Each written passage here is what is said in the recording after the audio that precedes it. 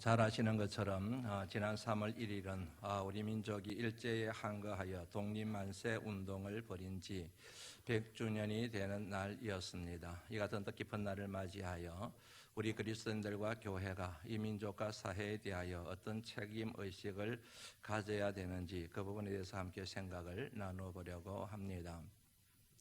한국 교회 역사 혹은 한국 기독교 역사는 우리 민족의 아픔과 고난과 고통과 순환과 시작이 되었다, 이렇게 말씀드릴 수가 있습니다. 왜냐하면 이 땅에 복음이 전파되는 그 시점은 이 민족이 굉장히 큰 고통을 당하고 있을 때였기 때문입니다.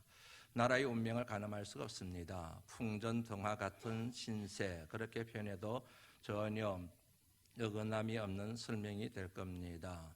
열강들이 우리나라에 들어왔습니다. 어떤 강한 나라에 언제 잡혀 먹일지 모르는 그 같은 위기 가운데 있었습니다. 탄간 오리들의 행포는 극에 달했고 그 텀바구니에서 백성들은 모든 희망을 잃어버리고 고통과 눈물과 한숨과 좌절 속에서 하루하루를 보내고 있던 그때, 바로 그때 이 땅에 복음이 전파되었고 교회가 세워져 가기 시작했습니다. 따라서 이 같은 현실 앞에, 이 같은 민족과 백성들의 현실 앞에 한국 교회는 함께 우는 백성들과 함께 울 수밖에 없었고, 함께 슬퍼할 수밖에 없었고, 그들을 부둥켜 안고 눈에서로는 눈물을 닦아내며 그들 속에 어려져 있던 한을 풀어내는 일에 집중할 수밖에 없었습니다. 뿐만 아니라 비전을 잃어버리고 갈 바를 몰라 방황하고 있던 이 민족에게 비전을 제안하고 그 같은 비전이 구체화될 수 있도록 빛과 소금의 사명을 다한 곳이 바로 한국교회였고, 그리고 바로 그리스도인들이었습니다. 전에도 말씀을 드린 것처럼 그 당시 많은 사람들이 기독교로 물밀듯이 밀려 들어왔습니다. 크게 두 부류로 나눌 수가 있습니다. 한 부류는 서민 이하의 계층입니다. 서민 이하의 계층들이 기독교로 개종한 결정적인 이유는 생명을 지키기 위하여 자신들의 재산을 보호하기 위해서였습니다. 왜냐하면 서민 이하들, 다시 말씀드린 인간 대접 받지 못하고 있는 사람들의 생명과 재산을 지키는 데 가장 앞장섰던 사람들이 바로 그리스도인들이요, 그것이 바로 교회였기 때문에 그렇습니다. 엘리트 이상의 계층들이 교회로 들어왔습니다. 개종을 했습니다. 하나님을 믿기 시작했습니다. 왜냐하면 나라와 민족의 문제를 해결할 수 있는 실마리가 바로 교회 안에 있었다고 생각했기 때문에 그렇습니다. 왜냐하면 그 당시 교회와 그리스도인들과 종교 지도자들이 나라와 민족의 문제를 해결하는 데에 힘을 모으고 있었기 때문에 그렇습니다. 가장 좋은 사례가 바로 3.1 독립운동이라 그렇게 말씀을 드릴 수가 있습니다. 여러분들이 잘 아시는 것처럼 독립선언서에 서명한 분이 33분입니다. 그 가운데 16분이 바로 기독교인입니다. 많은 종교들이 참여했습니다. 많은 사회 지도자들이 참여했습니다. 그것을 감안했을 때 단일 종교로 기독교인이 16명 차지했다고 하는 것은 그 당시 3.1 독립운동을 주도적으로 이끌고 갔던 사람들이 기독교인이라고 하는 사실을 반증하는 예입니다. 지금은 기독교인의 인구가 1,000만 명이 가네 안 가네 그런 얘기를 하지만 그 당시에는 겨우 몇십만 명이 지나지 않았습니다. 그럼에도 불구하고 그 거대한 거사를 기독교인들이 중심이 되고 축이 되어서 일제에 항거하고 민족의 자주와 자립을 위하여 그렇게 항거할 수가 있었던 것입니다. 3.1 운동 거사를 기획했던 때가 있습니다. 1919년 1월이라고 합니다. 그런데 그가 모임 장소, 최초의 거사를 위한 모임 장소, 기획을 했던 모임 장소를 오늘 말씀을 준비하면서 처음 알게 되었습니다. 그것이 어디냐면 서울의 북촌 개동에 있는 박성봉 선생님 댁인데 이분이 바로 장로님입니다. 서울에 있는 안국동에 있는 안동교회 장로님 박성봉 장로님, 그 댁에서 제일 먼저 3.1 운동 거사를 위한 그 같은 준비 모임이 있었다 하는 사실입니다. 얼마만큼 교회와 그리스도인들이 3.1 운동에 앞장섰는지 알 수가 있습니다. 나는 본래부터 자유사상이 농후한 사람인데다가 독립, 자유, 평등 및 정의와 같은 말이 다 기독교에서 나온 것인 만큼 나에게서 기독교는 기독교를 빼놓고는 나의 사상을 이해할 수가 없다. 독립선언서 초안을 만든 최남선 선생이 해고록에 나오는 내용입니다. 이 같은 사실들, 작은 예이긴 하지만 이 같은 단순한 몇 가지 사실들을 통해서 우리가 알 수 있고 깨달을 수 있는 게 하나 있습니다. 그것은 그 당시 그리스도인들과 교회가 나라와 민족을 사랑할 때에, 이 같은 항일 운동을 할 때에 그냥 한 것이 아니라 이 같은 나라와 민족을 사랑하는 것이 복음의 정신이요, 그리고 우리의 신앙 고백이어야 한다는 측면에서 그리했다는 사실을 이 같은 내용을 통하여 우리가 알 수가 있습니다. 내 마음속에는 크나큰 근심이 있습니다. 근심 정도가 아니고 그것이 얼마나 저를 고통스럽게 만드는지 모릅니다. 내 양심이 성령 안에서 그것을 증명하고 있습니다. 내가 이처럼 고통을 당하고 아픔을 당하는 중요한 이유는 내 민족이 하나님을 믿지 않는 것 때문입니다. 만일 내 민족이 하나님 앞에 돌아올 수가 있다고 한다면 나는 저주를 받아도 상관없습니다. 그리스도의 사랑에 끊어져도 상관없습니다. 이것은 지나가는 말이 아닙니다. 그냥 하는 말이 아닙니다. 진심입니다. 오늘 본문 말씀 내용입니다. 사도 바울의 고백입니다. 이 내용을 통하여 사도 바울이 얼마나 그의 민족과 나라를 사랑했는지를 알 수가 있습니다. 하나님께서 왜 이 같은 말씀을 로마서 말씀에 기록하게 하셨을까? 하나님의 의도가 있습니다. 하나님의 목적이 있습니다. 한마디로 말씀드리면 하나님을 믿는 사람들은 자신의 민족에 대하여, 자신이 속한 나라에 대하여 언제나 애국애족하는 마음을 갖춰야 된다는 사실을 교훈하시기 위하여 이 같은 말씀, 이 같은 사도 바울의 고백을 말씀에 기록하게 하셨다 하는 사실입니다. 이 같은 이해와 그리고 토대 가운데서 오늘 우리 그리스도인들이 지금 내가 생활하고 있는 터전인 이 나라와 이 민족에 대하여 어떤 태도를 가지고 살아가야 될 것인가, 어떤 사회적 책무를 감당해야 될 것인가 하는 것에 대하여 가장 기본적인 한 4가지 정도만 생각을 나누어 보려고 합니다. 첫 번째는 가장 기본적인 겁니다. 나라를 사랑하는 것입니다. 민족을 정말 사랑하는 것입니다. 나라와 민족을 위하여 새벽마다 가능하면 시간을 내어서 기도하기 위하여 애쓰고 있습니다. 수요 성령 집회도 빠지지 않고 나라와 민족을 위하여 반드시 기도 제목을 내고 성도들과 함께 입술을 모아서 믿음을 모아서 기도하고 있습니다. 많은 목회자들이 그러겠지만 이 가운데도 그런 분들이 계시겠지만 저는 여러분 나라와 민족을 생각하며 기도하면 그렇게 눈물이 나요. 이 백성들을 생각하면 그렇게 안 됐어요. 그렇게 불쌍할 수가 없어요. 이 자그만 땅덩어리에서 살겠다고 아둥바둥거리며 살아가는 모습, 그런 모습을 보면은 여러분 정말 눈물이 많이 납니다. 이 사람을 봐도 눈물이 나고 저 사람을 봐도 눈물이 나고 거리를 스치며 지나가는 사람의 얼굴만 봐도 안 됐다는 생각이 들고 TV에 나오는 많은 사람들, 연예인이든 아니면은 지도자들이든 어떤 사람들이든지 간에 그 사람을 보면 안 됐다는 생각이 제 마음이 제일 먼저 듭니다. 한 번은 식당에 가서 밥을 먹는데 많은 사람들이 그 안에 있었습니다. 식사를 하고 있었습니다. 그런데 한번 쭉 둘러보다가 그 사람들의 얼굴이 마음에 쿡쿡쿡 부딪히는 거예요. 눈물이 나서 결국 그날 밥을 먹지를 못하고 말았습니다. 분명히 우리나라 우리 민족 가운데 문제가 있습니다. 부조리가 있습니다. 마음에 들지 않는 구석이 정도의 차이는 있기는 하겠지만 제게도 있습니다. 많습니다. 여러분들에게도 있지 않겠습니까? 그래도 어떡합니까? 내 나라인데. 그래도 어떡합니까? 내 민족인데. 못나도 내 자식이라는 말이 있잖아요. 자식이 못났습니다. 그래도 여러분 부모는 자식을 끌어안잖아요. 내 나라가 못났습니다. 부족한 게 많습니다. 도대체 마음에 들지가 않습니다. 그럼에도 불구하고 어떡합니까? 내 나라인데 내 민족인데. 헬조선이라는 말이 있습니다. 지금까지 여전히 우리 사회를 대변하고 있는 그 같은 불만이 섞여 있는 아주 좋지 못한 말입니다. 헬이라고 하는 말은 여러분 아시는 것처럼 지옥입니다. 조선이라고 하는 말은 조선시대 그 조선이라는 표현에서 온 겁니다. 그만큼 시대에 처진 나라요, 사람이 살지 못할 나라가 바로 우리나라다, 이 같은 의미를 함축하고 있는 표현이 헬조선이라는 말이지 않습니까?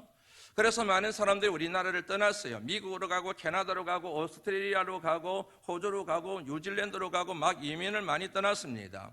그리고 할 수만 있으면 기회가 되면 나도 이놈의 나라를 떠나야지, 그런 마음을 품고 살아가는 사람들이 이 땅에 얼마나 많이 있는지 모릅니다. 그 같은 여러분 얘기를 들을 때마다 마음이 많이 아파요. 참 마음이 많이 아픕니다. 우리나라가 왜 이 모양 이 꼴이 되었나 하는 그 같은 마음도 들기도 하고요. 그런데 여러분 그거 하나 아셔야 됩니다. 내가 어느 나라로 이민을 가든 결국 나는 대한민국 사람이에요. 미국으로 이민을 가서 거기 시민이 돼도 대한민국 사람입니다.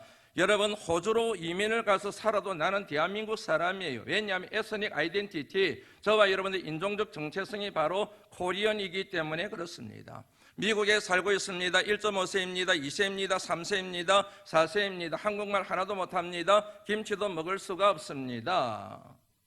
완전히 미국화되어져 있습니다. 그럼에도 불구하고 그들에게 붙여지는 이름은 하나예요. 코리안 아메리칸. 아메리칸이 아니에요. 코리안이에요. 한국 사람이에요. 어느 나라에 가든 마찬가지입니다. 동남아를 가든 마찬가지입니다. 코리안입니다. 한국 사람입니다. 오래전에 제가 미국에서 살 때에 버지니아 텍에서 총기 난사 사건이 있었어요. 기억하실 분들은 아마 기억이 나실 겁니다. 학생이 총기를 난사를 했는데 33명이 죽고 29명이 큰 부상을 입은 큰 사건이에요. 세계적인 뉴스, 우리나라에도 여러 번 알려져서 잘 알고 있겠습니다. 왜 그러느냐 하면 그 총기를 난사한 주인공이 바로 한국 학생이었거든요. 한국 학생. 한국 학생으로 그렇게 됐어요. 코리안 스튜던트 그렇게 표현이 되어졌습니다. 그런데 실상은 한국 학생이 아니에요. 미국 사람이에요. 왜냐하면 미국 영주권을 가지고 있거든요. 미국 영주권을 가지고 있기 때문에 물론 한국 사람이기도 하지만 미국 영주권자라는 말은 싹 빼버려요. 한국 사람, 한국 학생이 그렇게 총기 난사를 했다. 여러분들 그거 아시죠? 아무리 이민 가서 살아도 여러분 내 나라가 힘이 있어야 어깨에 힘 펴고 사는 거이지. 아무리 동남아 가더라도 여러분 어깨에 힘 펴고 살 수 있는 나라가 그들 나라보다 우리나라가 힘이 있기 때문에 어깨에 힘 펴고 사는 거이지. 우리나라에 힘이 없어 보세요. 어느 나라 가서 환영을 받겠습니까? 어느 나라 가서 대접을 받겠습니까? 그런 일이 미국에서 일어난 거예요. 그 일이 있고 난 뒤에 여러분 한인들이 굉장히 위험을 느꼈습니다. 위협을 느꼈습니다. 함부로 가게를 갈 수가 없습니다. 그리고 주유소에 기름을 넣으러 갈 수가 없어요. 왜요? 린치를 당하니까. 어떤 사모님의 얘기입니다. 20살에 미국에 와서 40년을 사서 완전히 미국 사람이 시민권을 가진 분입니다. 이분이 여러분 기름 넣으러 갔다가 린치를 당할 뻔했다고 나한테 와서 얘기를 하더라고요. 그런 얘기를 그때 많이 들었거든요. 그런 얘기를 하는 거예요. Go back to your country. 너희 나라로 가라는 거예요. 내가 시민이라고, 내가 아메리칸 시티즌이라고 아무리 얘기해도 소용없어요. 아니야, 이 나라는 너희 나라 아니야. 너희 나라는 코리아야. 코리아로 돌아가. 이겁니다, 여러분. 이민 가면 잘 살 것 같죠? 다른 나라 가면 잘 살 것 같죠? 그렇지 않아요. 이 같은 사실을 생각할 때 여러분, 내가 대한민국 사람이라고 하는 것은 숙명입니다. 그것은 운명입니다. 하나님이 맺어주신 이 같은 운명에 저와 여러분이 동의하신다고 한다면 나라에 대하여 민족에 대하여 무조건 헬 조선이니 뭐니 그렇게 얘기할 것이 아니라 어떻게 하든지 내 나라 내 민족이 좋은 나라, 살기 좋은 나라가 되기 위하여 힘을 쏟고 마음을 모으고 헌신해야 될 그 같은 사랑의 마음을 회복하는 것이 중요하지 않을까 그렇게 여겨진다는 말씀입니다. 둘째, 나라와 민족을 위하여 기도하는 것입니다. 이 말씀을 여러분 전하면서 여러분들에게 도전하고 싶습니다. 나라와 민족을 위하여 기도하신 적이 있으신지요? 나라와 민족에 대하여, 정치가들에 대하여, 지도자들에 대하여, 시스템에 대하여, 어떤 정책에 대하여는 신랄하게 비판하고 정죄하고 그렇게 했지만 나라와 민족을 위하여 단 1초라도 1분이라도 기도하신 적이 있냐는 그런 얘기입니다. 기도는 하지 않으면서 왜 그렇게 불평불만이 많은지. 고등학교 1학년 때 하나님을 인격적으로 만났습니다. 초명 체험을 했습니다. 그 이후로 제 특기와 취미는 기도원 가서 기도하는 것이었습니다. 제가 즐겨 찾던 기도원이 있었습니다. 버스 타고 기차 타고 한참 가야 되는 곳이었습니다. 그런데 영적 분위기가 좋아서 그것을 즐겨 찾았습니다. 그것에 처음 가서 제가 깜짝 놀란 게 하나 있어요. 숙소가 있고 본당이 있고 그리고 언덕배기가 큰 산이 등선이 하나 있었는데 거기에 십자가가 높이 세워져 있는 겁니다. 그래서 그곳에서 일하는 분에게 물었어요. 저게 뭡니까? 그랬더니 저한테 말씀하시기를 저건 구국기도 재단이란다. 그렇게 말씀을 하시더라고요. 구국기도 재단이란 거 여러분들 들어보셨는지요? 기도마다 있었습니다. 그 기도만 있었던 게 아니에요. 밤마다 기도합니다. 저녁마다 기도합니다. 자식을 위하여 기도하는 것이 아니라 잘 먹고 잘 사는 것을 위하여 기도하는 것이 아니라, 자기 가정을 위하여 기도하는 것이 아니라 나라와 민족을 위하여 밤낮으로 기도합니다. 금식하며 기도합니다. 제가 그때 얼마나 충격을 받았는지 몰라요. 얼마나 도전을 받았는지 모릅니다. 요즘 여러분 기도원에 가면 구국기도 재단의 예장 같은 것을 찾아볼 수가 없어요. 그 일이 여러분 40년 전입니다. 40년 훌쩍 전부터 이 같은 구국기도 재단이 기도원마다 있어서 나라와 민족을 위하여 기도하는 사람들이 많았습니다. 40년이 지난 이 시점에 살만한 나라가 되었습니다. 음식이 남아들고 있습니다. 살이 쪄가지고 다이어트를 고민해야 될 정도로 지금 그 같은 풍요로운 사회를 저와 여러분들이 살아가고 있지 않습니까? 누구 덕입니까? 어떤 분은 어떤 정치가를 얘기할 수가 있고 어떤 시대를 얘기할 수가 있고 이런저런 얘기를 할 수가 있을 겁니다. 그런데 제 대답은 간단합니다. 하나님의 역사입니다. 그리고 하나님의 역사는 그 배후에서 나라와 민족을 위하여 밤낮 가리지 않고 기도했던 기도의 용사들이 있었기 때문에 나라와 민족이 이만큼 먹고 살만한 사회가 되었다는 것이 저의 간정입니다. 지금 우리나라가 많은 위기 속에 있다고 얘기를 해요. 그 위기의 원인이 여러분은 뭐라고 생각하십니까? 정치적인 이유에서 찾으십니까? 그렇지요. 정치가는 정치적인 측면에서, 사회 전문가는 사회적인 측면에서, 경제가는 경제적인 측면에서 우리나라 문제 진단을 할 수가 있겠지요. 그런데 저는 목회자잖아요. 목회자인 제 입장에서 여러분, 민족이, 나라가 위기에 직면한 이유는 하나밖에 없습니다. 기도를 잃어버린 것입니다. 더 이상 나라로 민족을 위하여 기도하지 않습니다. 아까 제가 물었잖아요. 여러분 나라와 민족을 위하여 기도하십니까? 한 달에 아니면 1년에 한 1분이라도 10분이라도 제대로 나라와 민족의 문제를 가슴에 안고 울며 불며 하나님 앞에 기도해 보신 적이 있으십니까? 건강을 잃으면 모든 것을 잃는다는 말이 있습니다. 아닙니다. 틀렸습니다. 그 말에 속아가시면 안 됩니다. 건강을 잃으면 모든 것을 잃어버리는 게 아니라 기도를 잃어버리면 모든 것을 잃어버리게 돼요. 여러분, 아무리 건강을 잃어도 기도를 잃지 않으면 살게 됩니다. 믿으시죠? 마찬가지입니다. 여러분, 건강을 잃으면 모든 것을 잃는 게 아니라 기도를 잃으면 다 잃어버리는 거예요. 그렇게 기도를 강조하고 기도하십시오. 수요 성령 집회에 오십시오. 새벽 기도 오십시오. 왜요? 그분이 기도가 필요하기 때문에, 그래야 그분이 살기 때문에, 그래야 그분이 회복될 수 있기 때문에, 그래야 그분의 사업이나 물질의 문제가 해결될 수 있기 때문에 얘기하는 거이지, 빈자리 하나 채우려고 오라고 얘기하는 게 아니거든요. 여러분, 기도를 잃으면 모든 걸 다 잃어버려야 돼요. 이러게 돼요. 그는 나라와 민족의 문제도 마찬가지입니다. 기도를 잃어버리는 민족은 희망이 없습니다. 장래가 없습니다. 지금 우리 사회가 경제적으로 먹고 살만한 사회가 되었는데 내면을 들여다보면 여러분 얼마나 여러분 절망적인지 모릅니다. 소돔 고모라 성처럼 바뀌어져 가고 있습니다. 여러분 자녀들 한번 보세요. 부모 앞에서는 거룩한 척 보이고 잘 착하고 선하게 자라는 것 같은데 여러분 인터넷을 통하여 SNS를 통하여 그리고 여러분 셀폰 핸드폰을 통하여 별의별 사이트에 들어가서 음란 문화를 접하고 있어요. 여러분 감당하시겠습니까? 여러분 자녀들을 여러분 가르치시겠습니까? 제어하시겠습니까? 불가능해요. 친구들하고 어울리는데 부모 없는 데서 들어가는데 그거 어떡하시겠습니까? 여러분 PC방에서 다 하는데요. 어떤 사람은 여러분 이것 때문에 그렇다, 저것 때문에 그렇다, 우리 민족의 문제를 얘기합니다. 그런데 아까 말씀드린 것처럼 문제의 원인은 하나밖에 없습니다. 기도를 잃어버린 것입니다. 자신의 욕망과 야망을 채우는 데는 그렇게 열심히 기도하면서 나라와 민족을 위하여 기도하는 데는 시간을 들이지를 않아요. 다시 한번 얘기합니다. 여러분 아무리 부자여도요, 아무리 은행 창고에 돈이 많아도요, 내 이름으로 된 땅이 억만부지기가 있어도요, 나라가 없으면 그 말짱 헛거예요. 나라가 무너지게 되면은 여러분 내 미래가 뭐 있습니까? 내 장래가 뭐 있습니까? 내가 가지고 있는 억만금의 돈이 종이 쪼가리로 바뀌는 것은 순식간입니다. 여러분 우리나라 여러분 상황이 만만치가 않아요. 북미 정상회담 결렬되는 거 한번 보세요. 이게 만만한 문제가 사실은 아닌 겁니다. 길은 하나밖에 없습니다. 기도하는 것입니다. 사랑하는 성도 여러분, 나라와 민족의 문제를 가슴에 품고 기도하는 기도의 종들이 되시기를 주의 이름으로 축원합니다. 저는 우리 바람반석 교회가 나라와 민족을 위하여 무엇보다 기도하는 일에 열심인 교회가 되기를 진짜로 소망합니다. 세 번째, 건강한 시민의식을 갖는 겁니다. 선진국과 후진국, 수준이 높은 사람과 수준이 낮은 사람을 가리는 기준들이 있습니다. 그중에 가장 중요한 것이 뭔지 아시죠? 그것은 바로 의식 수준입니다. 의식 수준. 많은 사람들이 착각해요. 선진국과 후진국을 가리는 기준이 경제 수준이라고 생각을 합니다. 틀렸어요. 아무리 경제적으로 수준이 높아도 의식 수준이 낮으면 여러분 그거는 후진국입니다. 경제적인 수준은 높지만 의식 수준은 낮은 그런 사람들을 일러서 뭐라고 얘기하는지 아시죠? 경제동물이라고 얘기하는 겁니다. 그런데 경제 수준은 좀 별 볼 일 없어요. 그런데 의식 수준이 높아요. 국민들의 의식 수준이 굉장히 높습니다. 그럴 때 선진국이라는 말을 사용하는 겁니다. 의식 수준입니다.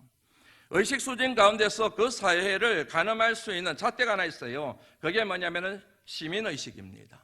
시민의식이란 쉽게 말씀드리면은 그 사회를 살아가고 있는 사람들, 그 사람들이 함께 더불어 살아가는 것의 가치를 얼마나 소중히 여기느냐 하는 이 같은 공적의식, 퍼블릭 컨셔스니스라고 얘기하는 공적의식입니다. 공공의 선에 대하여 얼마만큼 관심을 기울이느냐, 자기만 잘 먹고 잘 살겠다는 이 같은 의식이 팽배 있느냐, 아니면 함께 더불어 살아가는 사회를 건강하게 만들어가는데 관심이 있느냐, 그것이 바로 의식 수준 가운데 가장 중요한 요인이라고 할 수 있는 시민의식이라고 하는 얘기입니다. 이 같은 시민의식에는 크게 세 가지가 포함이 됩니다. 하나는 윤리의식입니다. 그리고 두 번째는 책임의식입니다. 그리고 마지막은 공동체의식입니다. 바른 향남을 가만히 들여다보세요. 윤리의식, 책임의식, 공동체의식, 다시 말하면 건강한 시민의식을 갖고 있는지, 이게 여러분 되면은 도시예요. 수준 높은 도시입니다. 그런데 이 같은 기준에 미달한다 그러면은 총골짜기도 그런 총골짜기가 없게 되는 겁니다. 그러므로 내가 살고 있는 지역을 수준이 높은 도시로 만드느냐 그러지 않느냐는 그곳에 살고 있는 사람들의 의식이 결정한다는 사실을 여러분 아셔야 됩니다. 원래는 3.1 독립기념 예배를 지난주에 하려고 했었습니다. 그런데 제1기 고넬료 학교가 오늘 수료하기 때문에 한 주를 미루어서 오늘 함께 예배를 드리게 되었습니다. 왜냐하면 3.1 독립기념 예배와 운동가 그리고 우리 교회가 지금 추구하고자 하는 고넬료 학교가 맥이 통하기 때문에 그렇습니다.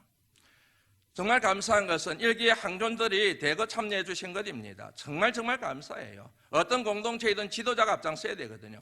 우리 교회 안의 모든 지도자들은 항존들이거든요. 항존인 지도자들이 앞장서게 되면 그 교회는 하나님의 부르심에 합당한 하나님의 일꾼이 될 가능성이 많은 교회이거든요. 그래서 오늘 수료하는데 참 마음이 기쁘고 좋습니다. 우리 항존들을 향해서 오늘 수료하는 분들을 위해서 다시 한번 크게 박수로 칭찬해 주시면 고맙겠습니다. 고맙습니다. 여러분들이 축복의 통로예요. 이 사회를 하나님의 나라로 바꾸가는 하나님이 세우신 선교사들입니다. 아마존으로 가서 선교하는 것, 러시아로 가서 선교하는 것, 이곳저곳으로 가서 선교하는 것도 중요하지만 일상의 삶의 자리에서 선교사가 되는 것, 그게 얼마나 중요한데요. 고넬료 학교를 만든 이유가 있지 않아요. 보시면 아시겠지만 일상의 영성, 일상의 선교입니다. 일상의 영성과 선교가 일치할 때 우리의 삶이 온전한 믿음이 될 수가 있게 되고 이를 통하여 하나님을 영화롭게 할 수가 있거든요. 이 같은 가치를 구현하기 위한 훈련학교가 바로 고넬료 학교입니다. 고넬료라는 사람이 있었습니다. 그는 경건한 사람이었습니다. 온 지방과 더불어서 그만 경건하고 그만 하나님을 경외하는 것이 아니라 온 지방과 더불어서 가정사역을 잘했다는 얘기이지요. 온 지방과 더불어서 하나님을 경외했습니다. 백성을 많이 구제한 사람이었습니다. 하나님께 항상 기도하던 사람이었습니다. 하나님께 항상 기도하던 사람, 일상의 영성, 백성을 많이 구제하는 사람, 일상의 선교, 그를 모델로 해서 우리가 가야 될 믿음의 길을 그렇게 제안하게 된 것이 고넬료 학교인 겁니다. 오늘 여러분 수료식 하면서 10가지 다짐을 얘기했습니다. 그 가운데 6가지 다시 한번 소개해 드립니다.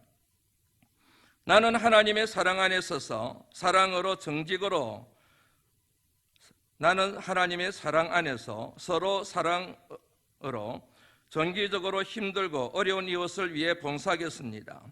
나는 모든 사람을 대할 때 속이지 않고 다투지 않고 진실함과 정직함으로 웃으며 대하겠습니다. 나는 직장에서 불평하지 않고 긍정의 언어, 소망의 언어, 칭찬과 격려의 언어만 사용하겠습니다. 나는 직장에서 맡은 일에 최선을 다하고 동료의 어려움에 함께 하겠습니다. 나는 하나님이 창조하신 자연을 보호하기 위해 분리수거를 하며 음식물 쓰레기를 줄이겠습니다. 나는 교통질서, 그것이 신호이든 차선이든 안전띠이든 교통질서를 지키며 양보 운전하며 손을 들어 인사하는 생활을 실천하겠습니다. 여기 계신 오늘 수료하신 22분이 삶의 자리로 돌아가서, 직장으로 돌아가서, 사회로 돌아가서 이 같은 삶을 이뤄낸다고 한다면 하나님의 놀라운 영광이 그곳에서 피어나게 될 줄로 믿습니다. 한국 교회 안에 문제가 있습니다. 우리들 교인들 가운데도 제자 훈련해달라는 분이 많이 계세요. 지금은 여러분 제자 훈련이 필요한 것이 아니라 이미 우리에게 주어진 복음의 무기를 들고 세상으로 나가야 될 때예요. 이미 많이 배웠어요. 이미 많이 훈련받았어요. 아는 게 굉장히 많아요. 그 아는 것만으로도 충분한 거예요. 직장으로 가고 세상으로 가고 그리고 사회로 나가서 믿지 않는 사람들 사이에서 건강한 시민의식을 통하여 시민직을 수행하는 것, 이게 우리에게 주어진 과제인 거예요. 또 배우고 또 배우고 또 배울 것이 아니라 이미 배운 것, 충분한 그 내용을 가지고 믿지 않는 사람들 세계 속으로 들어가서 건강한 시민으로서의 선한 영향력을 끼치는 그 사명이 주어졌다는 게 바로 건강한 시민의식이라는 얘기지요. 교회 안의 제자직은 시민직으로 완성되게 되어져 있습니다. 이것은 제 얘기가 아닙니다. 오직 그리스도의 복음에 합당하게 생활하라. 빌립보서 1장 27절 말씀에 나오는 내용입니다. 우리말의 번역이 좀 못마땅합니다. 왜냐하면 이 말 속에는 이런 의미가 들어있기 때문에 그렇습니다. 복음에 합당하게 사는 게 뭐냐? 시민 노릇 제대로 한다는 거예요. 그 사람이 살아가고 있는 사회 속에서 사회인으로서 시민으로서 시민 노릇 똑바로 하는 사람, 그 사람이 바로 그리스도의 복음에 합당하게 살아가는 사람이라는 메시지가 이 복음의 중심 골자예요, 여러분. 저와 여러분들이 살아가고 있는 이 향남을 하나님의 거룩한 나라로 만들어 가시기를 주의 이름으로 축원합니다. 그러기 위하여 저와 여러분들이 건강한 시민이 되는 거예요. 교회 안에서만 제자가 되는 게 아니고 그 제자의 삶의 지평을 교회 밖으로 믿지 않는 사람들 사이로 그리고 직장 가운데로 끌고 들어가서 그것을 하나님 나라로 바꿀 때 저와 여러분들이 믿지 않는 사람들로부터 하나님으로부터 진정 그리스도인이라 그리 인정받고 칭찬받게 될 줄로 믿습니다. 마지막 네 번째, 인재를 양성하는 겁니다. 결국 어떤 문제를 다루든지 간에 항상 관건은 사람입니다. 그래서 인사가 만사라는 말이 나오게 되지 않습니까? 우리 민족에 대해서 항상 여러분 기도할 때마다 마음에 집히는 게 뭔지 아시죠? 지도자 문제인 거예요. 지도자. 정말로 어떤 지도자가 필요할까? 사람을 생각하고 지도자를 생각하면 정치를 생각하든 경제를 생각하든 사회를 생각하든 교육을 생각하든 문화를 생각하든 뭘 생각하든 교회를 생각하든 항상 마음에 걸리는 게 지도자, 건강한 지도자, 반듯한 지도자, 하나님 앞에 신실한 지도자. 독립운동가들이 독립운동을 펼치면서 가장 주안점을 두고 가장 많은 관심을 두고 가장 집중적으로 투자한 곳이 있습니다. 그게 뭔지 아시죠? 학교를 세우는 거예요. 학교를 세우는 거예요. 왜요? 미래 인재들이 그곳에서 나오거든요. 지금은 힘이 없어서 열강에 먹이가 되고 있지만 10년이 지나고 20년이 지나고 30년이 지나면 이 학교에서 배운 아이들이 민족을 회복시킬 것이다. 부국강병을 이루게 될 것이다. 100년 대계, 교육은 100년 대계, 그런 비전을 가지고 인재를 양성했다는 얘기지요. 선교사들이 이 땅에 와서 제일 잘한 것 중에 하나가 바로 학교를 세우는 것이었습니다. 미션 스쿨을 세우는 것이에요. 이 같은 아름다운 전통 때문에 한국에 내노라는 많은 고등학교와 그리고 대학들이 미션 스쿨이 되게 된 것입니다. 얼마나 많은 인재들이 배출되어졌습니까? 교회도 마찬가지입니다. 교회의 큰 사명 중에 하나가 바란의 반석이 아니라 열방의 반석이 되고 민족의 반석이 되기 위하여 해야 될 일 중에 하나가 우리 바란 반석교회가 해야 될 중에 하나가 인재를 양성하는 것입니다. 올해 나이가 57이에요. 연세 드신 분들에게 나이 말해서 죄송합니다. 그런데 제 마음이 자꾸 조급해져요. 저는 기독교 교육을 전공한 사람입니다. 제 마음속에 꿈속에 기독교 대안학교를 만드는 게 큰 꿈으로 남아있습니다. 그런데 자꾸만 나이는 먹어가고 그 같은 꿈이 펼쳐질 가능성은 보이지 않고 자꾸 제 마음속에 조급한 마음이 생겨요. 하나님이 저를 공부시키시고 경험을 쌓게 하시고 훈련을 쌓으셨는데 이거를 사용하고 내가 하나님 앞에 가야 될 텐데 이런 그런 마음 때문에 계속 마음이 조급함이 생겨요.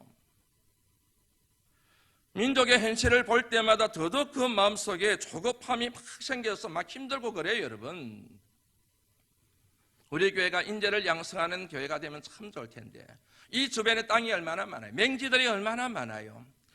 이 땅을 하나님께 기도하면서 하나님 주세요. 여기 학교 세울 수 있도록 하나님 도와주세요. 하나님께서 이 땅에 우리 교회를 세우시고 아직까지 이 땅이 개발되지 않고 남겨두신 데는 하나님 우리 교회를 통하여 이루시고자 하는 비전이 있기 때문에 그런 거이지 않겠습니까? 땅이 다는 아니지만 학교 세우고 싶습니다. 그런 비전과 꿈을 가지고 하나님 앞에 기도하고 있다는 얘기지요.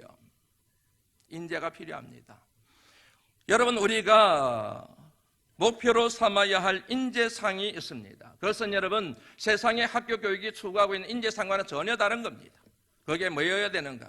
주님이 이렇게 말씀하셨어요. 나는 마음이 온유하고 겸손하니 나의 멍에를 메고 내게 배우라. 나는 마음이 온유하고 겸손하니 나의 멍에를 메고 배우라. 우리가 배워야 될 것, 우리 자녀들에게 가르쳐야 될 게 뭐입니까? 주님처럼 마음이 겸손한 것, 주님처럼 마음이 온유한 것, 마음이 따뜻한 사람.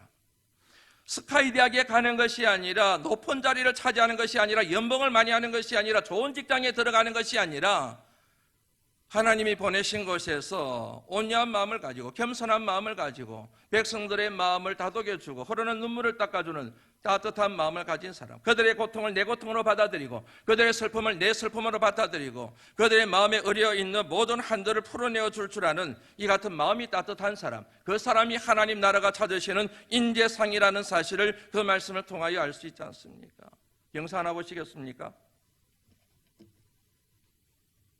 어떻게 지냈어요, 삼촌 요즘에?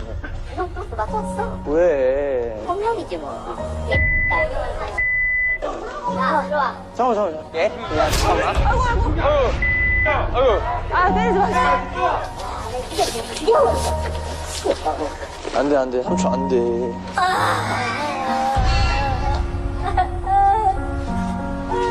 삼촌. 아, 야, 잘 이겨준다고. 안 돼. 잘하려고. 좀 살아야 돼요. 네, 맛있게 드세요. 시설이랑 게임하게 빵이랑. 아이고 안 일어나셔도 안 돼요. 일어나셔도 돼요, 괜찮아요. 네. 감사합니다. 힘내세요. 그러니까 저희가 다음 주에 맞는 걸로 갖다 다음 주에 제가 그리고 챙겨드릴게요. 이거는 저희가 안 돼. 풀어줘. 다음 주에 꼭 갖다 드릴게. 80. 응. 저 소연이에요. 성수 여자친구 25살 김소연입니다. 24살 양성수입니다. 저는 원래 취한부였어요. 태어났을 때 눈에 암을 갖고 태어났어요. 왼쪽 눈 세포가 전이가 심하게 되면서 적출을 하고 지금 의안으로 살고 있고 그냥 한 달밖에 못 산다고 하고 병원에서 나왔었는데 지금 25살이 돼서 이렇게 왔다, 오늘까지. 무슨 일 있어 삼촌? 아, 지금 시간 갖고 왔어? 오늘 신발 없어. 오늘 맛있는 핫도그 가졌어. 이거? 기저귀. 여기 앉아. 기저귀 안 찼다고? 자, 이거 기저귀 해줄게. 여기 없어서 발대다가. 저희가 사귄 지 500일 되는 날에 의미 있는 날로 보냈으면 좋겠다 이렇게 해가지고 칫솔 치약 세트랑 과자랑 이런 걸 싸가지고 15년도 1월 달에 둘이 처음으로 수원역에 가게 되었습니다.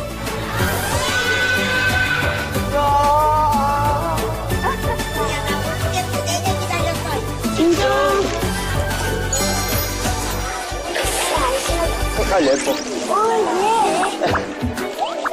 후드도 사야 되고 신발 몇 개 들어왔어? 신발이 하나, 둘, 셋, 4개. 등산복집 털어야겠다. 그래서 좋은 걸 해드리지 못하고 시장에서 이렇게 사다 드리는 것이 저희들은 마음이 조금 아프죠. 저희가 아직 학생이어서 서로 열심히 알바해가지고 또 좋은 분들 통해서 후원을 해줘서 재정 담당하고 있고 한 번도 힘든 적이 없었던 것 같아요. 우리 옆에 계단 올라가서 버스 끌고 오자. 힘든 거는 사실 주변에서 왜 하냐 이런 식으로 같은 기독교인도 이해하지 못하는 그 마음이 조금 힘들었던 것 같아요. 못하러 도와주냐 어차피 고마워하지도 못하는 사람들이다 이러면서 왜 도우는지 모르겠다. 그리고 하루는 한 분이 포스도 못 넘기시겠다고 아프시다고 막 그렇게 얘기를 하셔가지고 두유만 겨우 손에 건네드리고 왔던 적이 있거든요. 근데 그냥 수원역 지나가다가 삼촌 한 분을 만나는데 그때 그 사람 죽었다고 그런 얘기를 알려주시는 거예요. 그러니까 저희가 그분이 세상에 있을 때 마지막으로 만난 사람이었는데 그냥 그때 하나님을 전하지 못하고 더 이렇게 도와드리지 못한 게 엄청 계속 마음에 남아있는 것 같아요.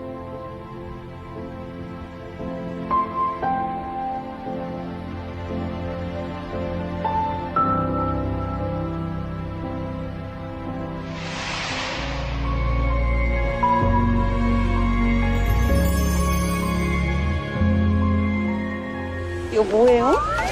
아이고, 발렌타인데이네. 근데 대박. 내가 배고파 죽는 줄 알았다고. 졸업 선물이다. 네, 저 이번에 졸업했거든요. 네, 혹시 저거야? 몰라요. 사랑하는 고양이. 저 어떻게 먹냐. 전재산 반을 털어가고 싶어. 솔직히 어쩔 줄 모르겠어요. 저희가 정말 드리러 갔다가 이렇게 받고 돌아오는 게 정말 일방적인 게 아니라 주고받는 사랑이구나를 느끼고 오는 것 같아요. 거의 20년 됐거든, 여기. 아니, 근데 맨날 오잖아요. 네. 고맙더라고요. 감사해요. 우리 계속 해야겠다. 내가 그 하나님의 뜻이라고 생각해. 챙겨줘서 고마워. 야, 성규야. 갑자기 너네 교회 한번 꼭 갈게. 교회 가는 날 여기 있는 사람들 다 가는 거야. 안 거야? 손님분들을 보면 그냥 가족 같다? 진짜로. 저희를 더 반겨주시고 기다려주시고. 저희는 수원역 가는 거를 어떤 사역, 봉사활동이라고 생각하지 않고 예배의 연장, 그리고 소통도 한다는 마음으로 가거든요. 복음을 전하러 가지만 그냥 그곳에서 같이 살고 호흡하고 오는 것 같아요. 하나, 둘, 셋.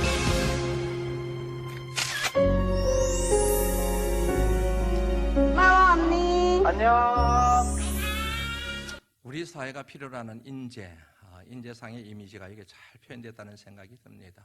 우리는 인재 그러면 공부 많이 하고 좋은 대학 나오고 그리고 좋은 직장 들어가고 연봉 많이 받고 넓은 집에 살고 막 이렇게 높은 자리에 있는 사람들 생각하는데 진짜로 우리 사회에 필요한 인재는 바로 이처럼 낮은 곳에 가서 그들의 눈물을 닦아주는 사람들이 진짜 성경에서 제안하고 있는 인재상이다 하는 생각을 하게 됩니다.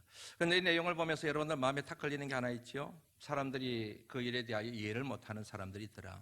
그런데 그 가운데는 기독교인들도 있더라. 그 기독교인이 누구일까? 제가 생각할 때는 그들 주변에 있는 사람들이지 않을까? 저는 잘 모르겠어요. 제가 이제 뭐냐면 제 입장에서 봤을 때는 저는 부모잖아요. 만약에 제 자식들이 전다 그러면 일단 저부터 조심할 마음이 생길 가능성이 많겠다는 생각이 들어요. 위험하다, 가지 마라. 잘못되면 어떡하려고 그러냐. 가가지고 너 곧 뭐냐면 어려움 당하면 어떡하려고 그러냐. 부모들이 그러지 않겠어요? 여러분 자녀들이 저런 데 가서 섬기고 봉사하겠다 그러면은 아이 잘한다, 우리 딸 잘한다, 우리 아들 잘한다 그러시겠습니까? 가지 마라. 그 늦은 밤에 그 사람들, 불량한 사람들, 그 사람들한테 너 잘못된 일 망하면 어떡하냐? 가지 마라. 그러지 않겠어요? 좋은 인재를 만들기 위해서 참 중요한 게 누군지 아시죠? 부모예요. 지도자예요. 어른들입니다. 어제 말씀을 이제 준비하면서 묵상하면서 산책을 좀 했습니다. 이렇게 거리를 다니는데 할아버지 한 분하고 손자, 초등학교 한 1, 2학년 됐을까 하는 손자가 이렇게 다니더라고요. 앞에 걸어가더라고요. 그런데 이 할아버지가 가면서 계속 침을 뱉는 거예요. 침을 계속 뱉는 거예요. 이유는 잘 모르겠어요. 침을 왜 뱉는지는 모르겠는데 중요한 것은 뭐냐면 손자도 그 할아버지를 따라서 계속 침을 뱉으면서 가는 거예요. 사람이 지나가는데도 태 그러면 손자도 태 그러고 그걸 보면서 저 손자 참 안타깝다. 할아버지로부터 저렇게 거리에 침을 뱉는 것을 어릴 때부터 배우다니 참 안타깝다. 기도하는 마음이 저절로 들지요. 하나님 저 아이의 영혼을 지켜주세요. 신호등을 여러 개 건넜습니다. 저쪽 건너편에 신호등을 건너는데 젊은 어머니였어요. 초등학교 저학년에 다니는 한 1, 2, 3학년 정도 될까요? 3명의 자녀들을 데리고 있더라고요. 이렇게 주변을 보더니 빨간불인데 쑥 지나가더라고요. 엄마가 가니까 마치 따르는 것처럼 이렇게 자녀들도 3명이 쭉 따라가는 거예요. 그걸 보면서 그래. 엄마가 빨간 불일 때 쓰고 그러면 자녀들도 쓰고 엄마가 파란 불일 때 가면 자녀들도 거기에 건너가면 따라 건너가고 이렇게 교육이 돼야 되는데 빨간 불일 때 엄마가 따라가고 저 아이들이 뭘 배우겠나 하는 생각이 드는 거이지요. 여러분 이 향남을 가만히 보면 이런 일들이 참 많습니다. 질서가 없어요. 공중도덕이 없습니다. 규범이라는 게 없습니다. 마을 청소를 하고 있습니다. 가면 여러분 서력이 정말 천지입니다. 한번 와보세요 여러분. 얼마나 우리가 사는 이 동네가 이 아름다운 바란이 이 향남이 얼마나 추적고 더러운지 얼마나 사람들이 아무렇게나 살아가고 있는지를 알 수가 있어요. 마음이 참 많이 아파요. 우리 때는 그러다 하더라도 우리 자녀들에게 이런 것을 물려줄 수는 없지 않습니까? 우리 자녀들에게 이런 여러분 삶의 태도를 물려줄 수는 없지 않습니까? 부모가 나라를 사랑할 때 자녀들도 나라를 사랑하지 않겠습니까? 부모가 나라를 위하여 기도할 때 자녀들도 나라를 위하여 기도하지 않겠습니까? 부모들이 교통 질서를 지킬 때 자녀들도 교통 질서를 지키지 않겠습니까? 부모들이 신호등을 지킬 때 자녀들도 신호등을 지키지 않겠습니까? 제가 여러분 산책을 할 때 제 아내가 저랑 다니는 걸 싫어해요. 왜냐하면 제가 지나다닐 때마다 막 뭐라 그러거든요. 담배 피우는 사람 금년인데 담배 피우고 있으면 아저씨 여기 담배 피우시면 안 됩니다. 그렇게 얘기해요. 어제도 뭐냐면 청소년들이 이렇게 지나가더라고요. 신호등을 어기고 지나가더라고요. 얘들아 신호등 빨간불이다. 참 감사하게도 그 학생들이 아저씨 죄송해요 그러면서 뒤로 나와서 그렇게 신호등을 지키더라고요. 그중에 한 아이가 얘들아 그러면 안 되잖아. 그럼 안 된다고 내가 얘기했잖아. 그런 얘기를 하더라고요. 되는구나 그런 생각도 했습니다. 왜 제 아내가 따라다니는 걸 싫어하느냐면요, 제가 그런 말 하다가 제가 매 맞을까 싶어가지고 제발 그러지 말라고. 그런데 어른들이 나서야 될 것 같아요. 지금 우리가 살고 있는 이 향락과 바란을 하나님이 기뻐하시는 아름다운 동산으로 만들기 위하여 오늘 보여야 될 것 같습니다. 이 일에 우리 바란반석의 모든 성도들이 앞장서면 얼마나 좋을까. 그게 바로 오늘 저기 나와 있는 표처럼 영적 부흥으로 민족의 동반자가 되는 가장 중요한 길 중에 하나가 아닐까 그리 여겨집니다. 이제 말씀을 마무리하려고 합니다. 오늘 말씀을 묵상하면서 이 찬양이 마음에 확 와닿았습니다. 삼천리 반도 금수강산 하나님 주신 동산. 저는 이 편이 너무 좋아요.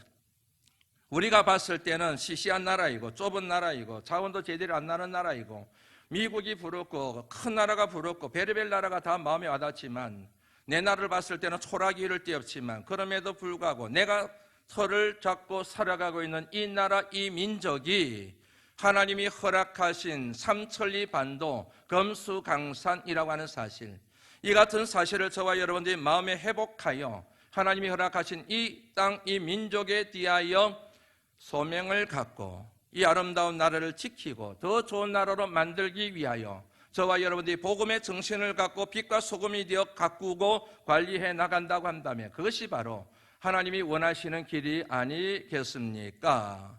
그 같은 아름다운 마음을 회복하시는 저와 여러분들 되실 수 있기를 주의 이름으로 축원합니다. 그 같은 마음을 가지고 우리 함께 애국가 부르겠습니다. 다 일어나서 부르겠습니다. 애국가 한번 부르고 그리고 공동 기도 제목을 함께 나누고 말씀을 마무리하려고 합니다. 애국가 부를 때 여러분 동해물가 이게 아니고 독립군들이 불렀던 스코틀랜드 민요의 곡조에 따라서 부르겠습니다.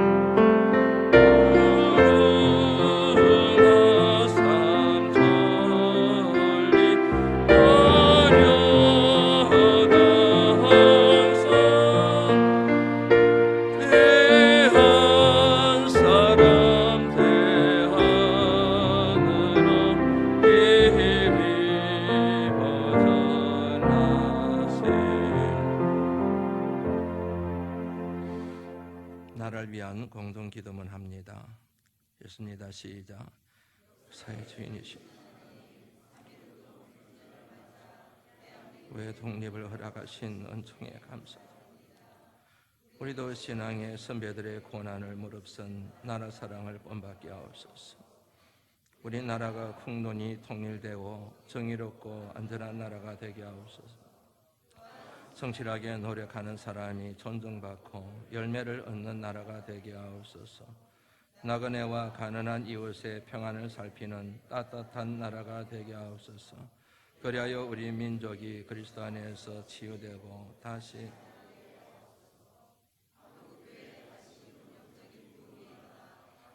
민족을 위한 사명을 온전히 감당하게 하옵소서.